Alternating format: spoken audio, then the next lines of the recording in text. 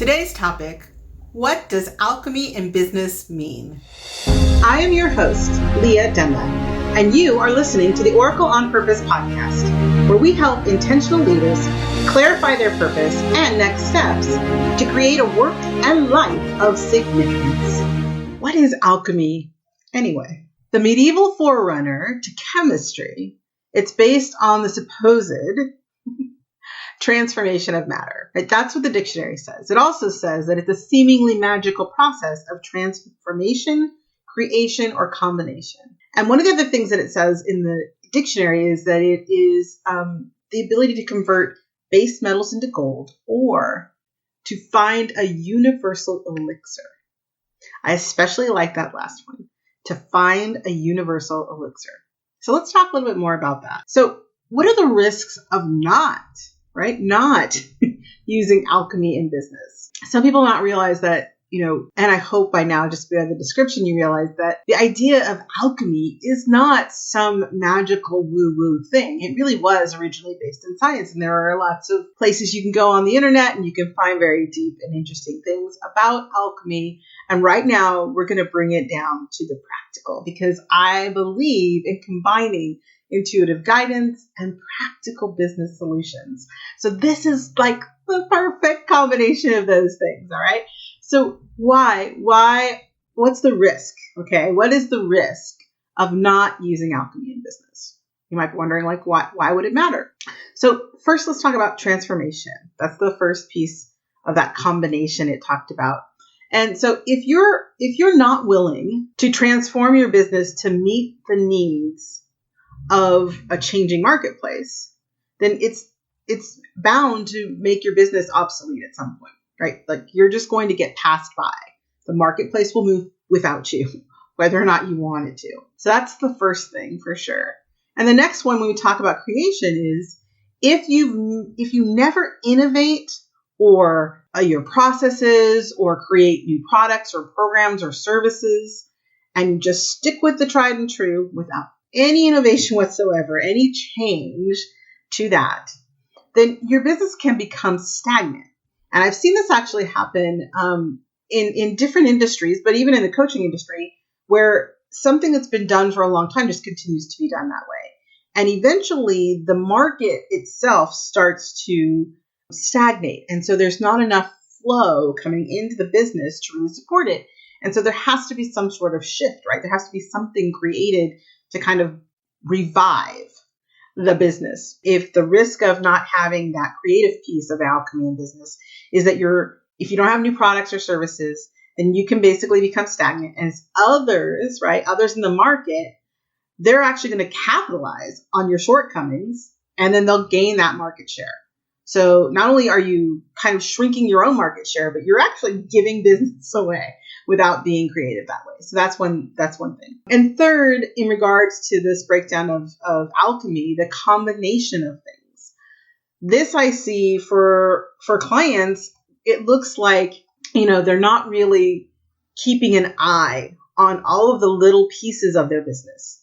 And so even though there's like some opportunity there to really look and review what you can have in your business, all of the tools, all of the resources, of human resources as well. Like those things, if we start to grow, which is great, we could suddenly realize that we're not really taking full advantage of the people that we have, perhaps the space that we have, things that kind of get overlooked as far as like programs, tools and resources like that are used for creation of products or services. A great example of this, I can't actually name the company because I don't want to get in trouble. However, there's a large company that my nephew works for, and they've been spending like months, and we were just talking about this the other day, looking at all these different components that different departments were using, all these different tools, and there was so much redundancy in the actual tools that they were using that they actually just stop and like sit down and go, okay, this is crazy. We have to all start using the same program. And we use the same program, then everybody has it, right? So everybody is like on the same page. Nobody has to learn something different. and no one has to teach translate information between the two systems. Everybody's on the same system. So that's a big thing. So if you aren't regularly reviewing your business strategy or practices for redundancies and outdated tools or processes, you could be losing both time and definitely money. And, I remember having that conversation with him thinking, like, this is a huge corporation. So this isn't a small business. But of course, even with small businesses or solo entrepreneurs, we can all get that shiny object syndrome where, oh, that looks like a good idea. Or, oh, that's a good tool for this one project or this one client. And yet, maybe, especially, okay, raise your hands, especially when it is something that is like a one-time equipment need or a software need, and it has a monthly fee. Maybe it's small at the beginning. Maybe it's like $9.95 or something like that. And you're like, okay, great, I'll get that and I'll use it for this product, or I'll use it for this service, or I'll update this one piece of my business that I'm trying to update. And then what you find is, hey, you get busy, things go on, and months, maybe years later, you're like looking over your finances and you're like, wait, what is this weird charge for $9.95? Of course, it doesn't really usually show up because if you're running a big corporation like they are, these are like tiny little numbers. So it's not like it's really obvious at first. So that's why, like, the idea of like, how do you review and make sure that those redundancies are being covered? Like, that's that idea. If you're looking at your business from that alchemy perspective of combinations, the right combinations. And another secret side note about combinations is it could be not you, right? It's like sometimes the combination piece is working in combination with someone else, having alliances with other companies that do something that maybe you've been doing for your client that's not really your genius. Anyone? And yet, it needs to get done. Like, in order for them to move forward in their project or service or whatever you're trying to help them with, they need to have this piece handled. So can you then combine services with someone else and have it be a win-win-win, win for you, win for them, and win for the client by getting that need taken care of without you running through a service or a product that's really not it's really not your jam. So that's another piece, that combination, right? And as we look at this, it's like, okay, so these are the things that you risk if you're not actually actively using alchemy in your business. So what are some examples of companies who are using alchemy in business? Well, I'm going to give you a couple that right off the bat that I think most people know of. So I'm using them because they are big examples and might not even, like, if you think about them, you might think, alchemy? What? Let me show you. All right. So the first one is a name that probably everybody worldwide knows. Okay. Amazon. And you're like, what?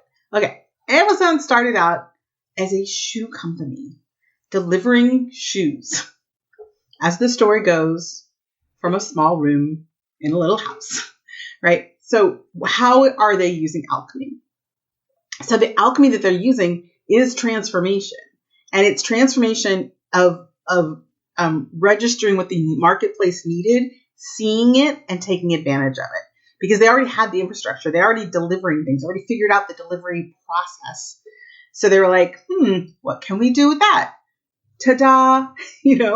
They've transformed. And now Amazon is synonymous with home delivery. And, if you were to think, like, if I asked you, name a home delivery company, I'm going to guess it's probably one of the top 5, if not the top 3 that comes to mind.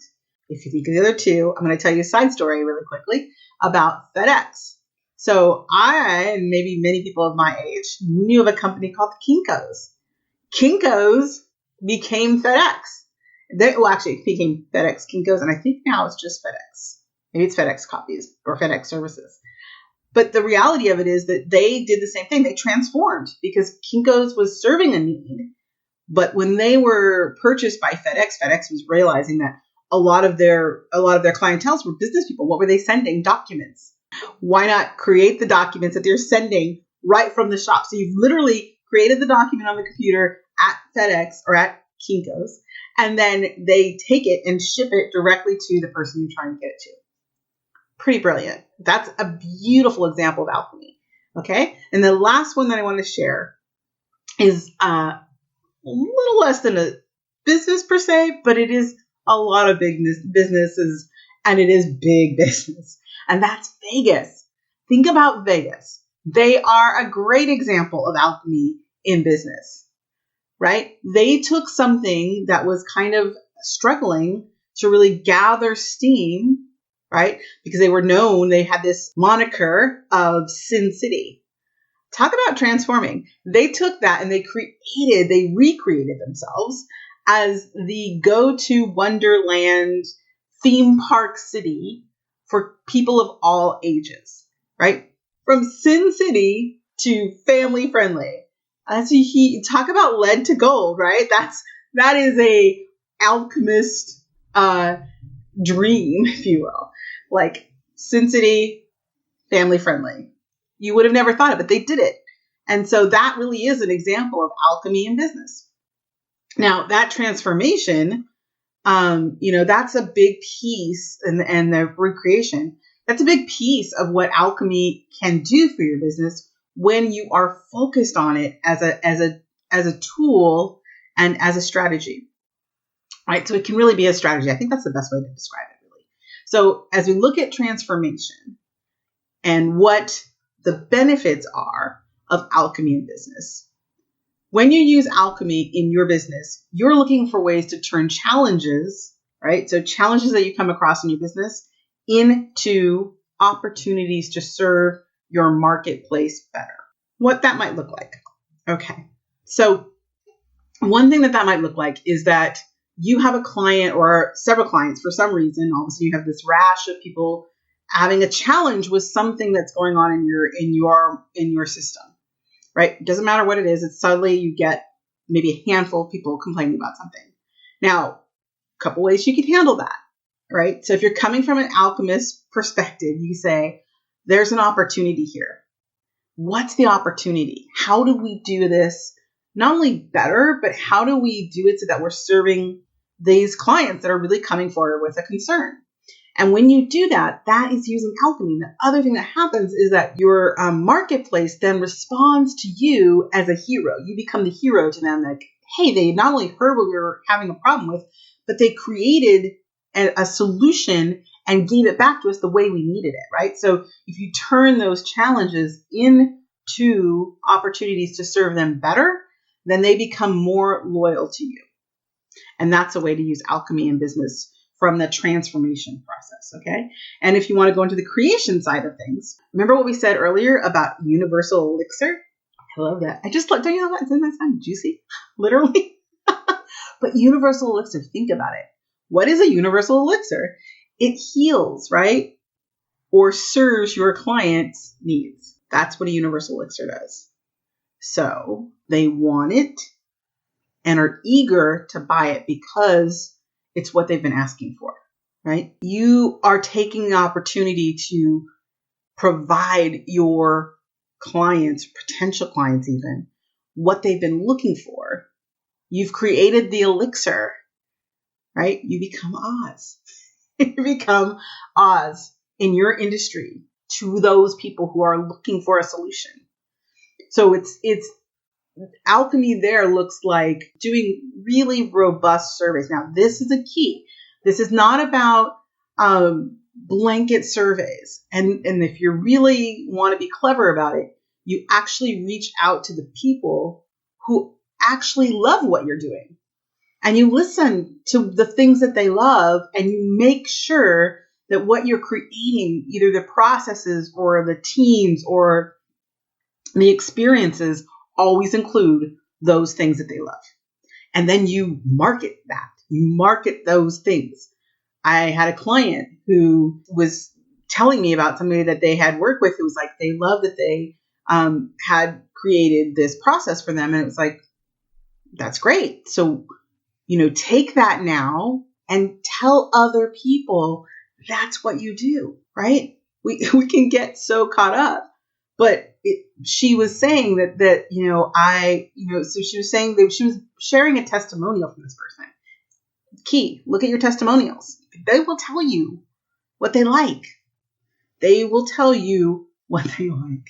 That's what you want to give them. So consider that. Consider what it is that they're asking for, but what it is they're telling you they appreciate. And so she was saying that he had said that he appreciated how she was able to give him a new perspective. And so we went back through some of her old testimonials, and what do you know? New perspective kept coming up. A new perspective, a clear perspective. And so I'm like, guess what? Now you have something that you can market to your clients that you already know that they love and appreciate, right? So if you want more clients, the clients that you really love, look at what they're telling you. That's alchemy in business, okay? Look at what they're telling you, transmute it into what you're giving them, and voila. All right, the last one, which is kind of talking again about that combination piece, is the cure for overwhelm and overspending in your business is combination. So when you combine products, services, or processes, you free up valuable time and money. Remember what I was saying about the one company, the giant company, had all these different little tiny programs that everybody was using, all this different software, which was causing everybody to have to like convert and transfer and read and understand multiple things. And they basically said, not anymore. We're going to do this program. We're going to use this software. Everyone's going to get on board. And then we will all be talking the same language, which will save us time and money. Right? So, but this isn't just about freeing up, your time, which is obviously great for any business owner, but it's also about how you manage it and also manage capital. Like when we look at uses for things, when something new comes in, if we're looking at it from the alchemist perspective, we say, where does this fit? How does this serve? And is there something else? Big question. Sorry. Is there something else I already have that already does this? And the last piece of that really is kind of staying in that constant review of that. You have to be aware. You have to stay present to it. So you have to be willing to look at that side of this. Now, of course, this is all the practical side of alchemy in business. And you might say, oh man, I thought I was going to hear all the woo-woo stuff. Don't worry. Because it's true. There is the other somewhat esoteric side, if you want to go that route. And these are the magical sides of alchemy in business. Imagine that you really are listening and you really are creating products and services that your clients want and need, and you're staying abreast of the market and you're ahead of it by asking those questions and also responding to feedback, positive or negative. You're just responding. You're taking it all in and you're utilizing it, right? You're turning lead to gold. Now we're going to talk about really turning lead to gold. Are you ready? So to really turn lead into gold in business, you're changing the way you perceive your business. Take a breath with me. Changing the way you perceive your business from one of solely creating a profit to an act of service to the world. Now, this doesn't mean, and if anybody's out there listening, this doesn't mean profit doesn't matter, right? It's absolutely essential to continue to create your business and keep your business flowing. However, it is not the sole reason when you're coming from a perspective of looking at your business alchemy that your business exists. And when you lose out on this other piece, then your business kind of falls back into those risk categories we talked about earlier. And so to really, truly turn your business and use it from the alchemist perspective and turn lead into gold, wherever you go, you start to look at your business from a perspective, of service to the world, where you transmute the challenges of others into triumphs. Now, it doesn't matter what you're selling. It doesn't matter whether it's a widget or a service or a retreat or a product or your own personal attention and care. You're taking a challenge someone had and you're transforming it into a triumph. You're taking a challenge and transforming it into a triumph. They become the winner, and that turns you into an alchemist. Thanks for watching this video. If you haven't yet, subscribe and ring the bell.